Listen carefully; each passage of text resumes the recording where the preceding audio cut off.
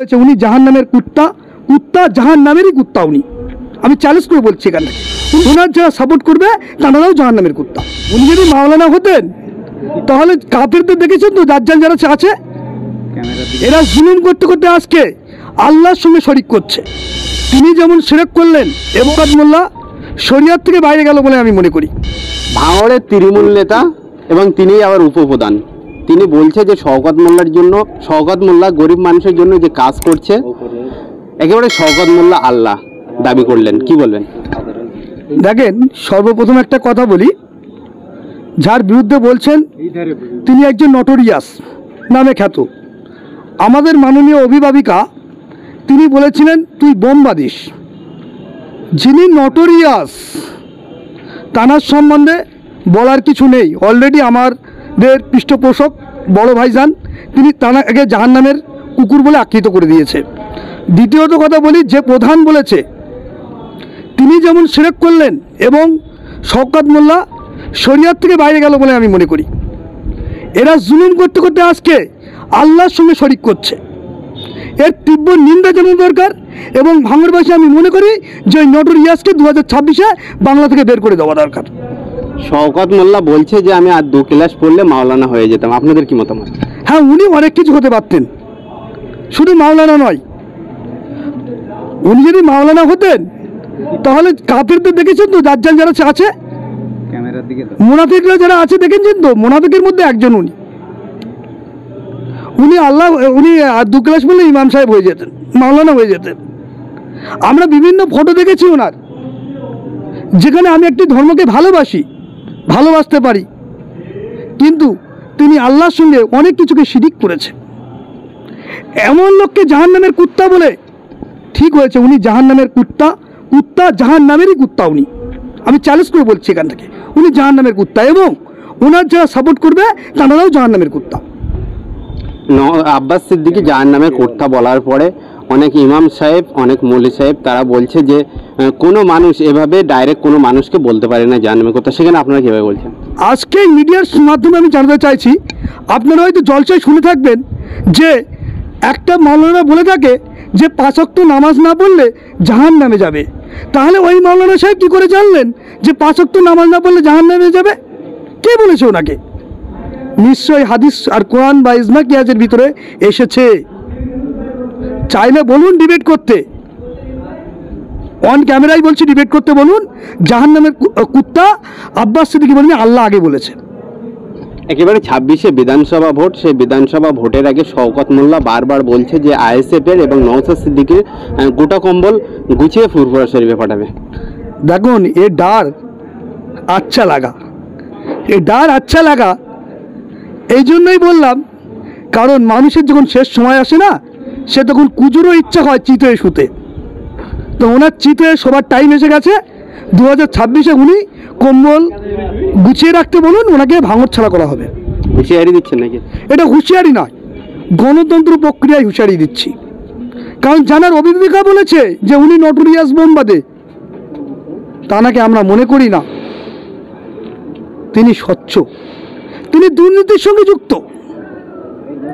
তানার বাড়ির CBI notice পাঠায়, নওশাদ সিদ্দিকীর বাড়ির নোটিশ পাঠায় না, এটা আপনাদেরকে বুঝতে হবে।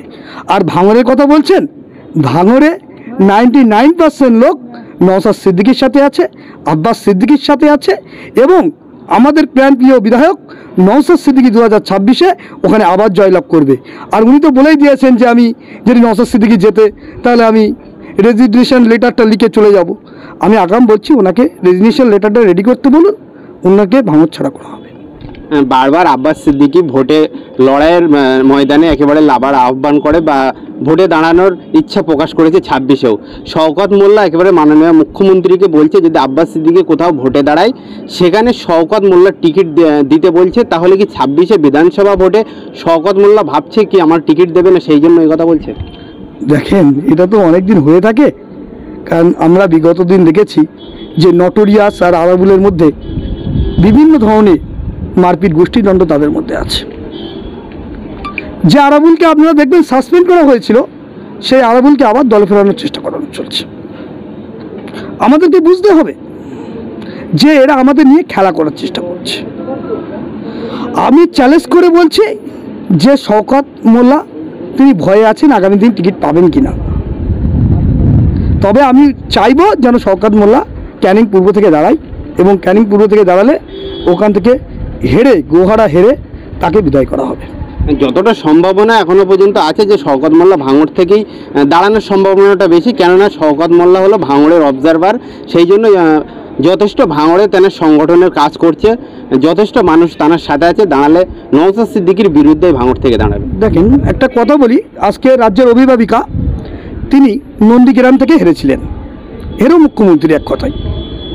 তাহলে আমাদেরকে আজকে বলতে হবে যে সেই নন্দীগ্রামে সেখানে কোনো অবজারভার নেই। অবজারভার কোথায় আছে? 294টার মধ্যে একটা বিধায়ক ভাঙড় থেকে জিতে আছে নওশাদ সিদ্দিকী, সেখানেই অবজারভার দেওয়া কাজ চলছে। অবজারভার বলতে কি, অবজারভার কি খায় না মাথায় দেয় আমি জানি না, কিন্তু একটা প্রশ্ন এখানে ক্লিয়ার বলি যে ওনাকে অবজারভার বলে মানে না, কেন ওনার দলেরই লোক ওনার বিরুদ্ধে মুখ খুলেছে। আর ওনাকে আমি একটা কথা বলি, যদি ভাঙড় থেকে হারে, শুধু উনি কেন, আমি চাচ্ছি রাজ্যের মুখ্যমন্ত্রী মমতা ব্যানার্জি ভাঙড় থেকে দাঁড়াক এবং তাকে পরাজিত করে নওশাদ সিদ্দিকী জয়লাভ করবে।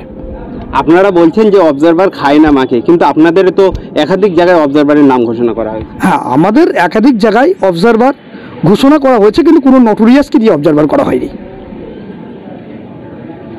আমাদের অবজারভারের ভিতরে যে কটা অবজারভার ঘোষণা করা হয়েছে, একজনের নামে ক্লেম আছে, আমাকে আপনি অন ক্যামেরায় দেখান।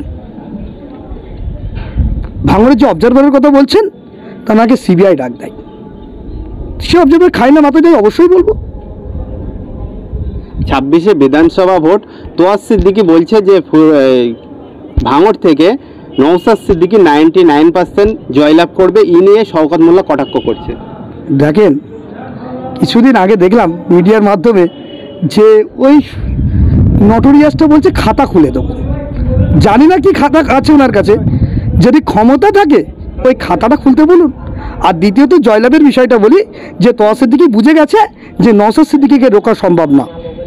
নওশাদ সিদ্দিকী ওখান থেকে জয়লাভ করবে, কারণ নওশাদ সিদ্দিকী সমাজ ব্যবস্থা পরিবর্তনের জন্য রাজনীতিতে এসছে, ক্ষমতা দখলের জন্য রাজনীতিতে আসেনি।